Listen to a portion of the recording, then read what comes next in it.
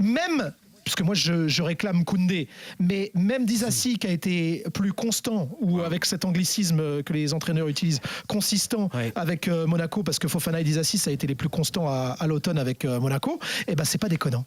Et d'ailleurs Thomas, quand même, hein. Tu vas pas t'imposer latéral droit comme Disasi qui l'a déjà fait effectivement à Monaco. Mais messieurs, élément important, d'ailleurs il y avait une séance d'entraînement hier soir ouverte dans son intégralité à la presse, et il y a un exercice, un atelier qui a été mis en place par Deschamps qui, vous le savez très bien, ne fait rien au hasard, où sur le côté droit Koundé alternait avec Disasi, et sur le côté gauche Camavinga, dont on parle beaucoup sur ce fameux côté gauche depuis 48 heures, lui alternait avec Jordan Vertou.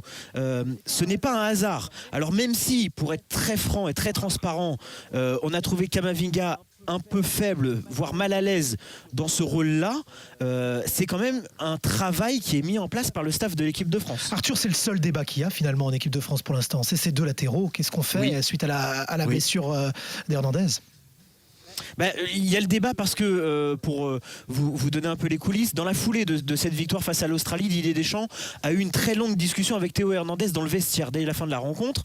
Il lui a d'abord dit qu'il avait été très satisfait évidemment de son entrée en jeu, on l'a vu, tout le monde l'a remarqué, ses débordements, ses centres ont été d'une très grande utilité, d'un très grand apport, mais il lui a tout de suite dit attention à ne pas s'enflammer, parce qu'il va falloir faire des efforts défensifs, ce que ton frère a l'habitude de faire, ce qui est très naturel chez Lucas Hernandez, ce qu'il est un peu moins, pas beaucoup moins, un peu moins chez Théo. Et l'équipe de France va avoir besoin de ces replis défensifs. Et donc ça va sans doute être la clé de la suite de l'aventure de Théo Hernandez avec ce groupe.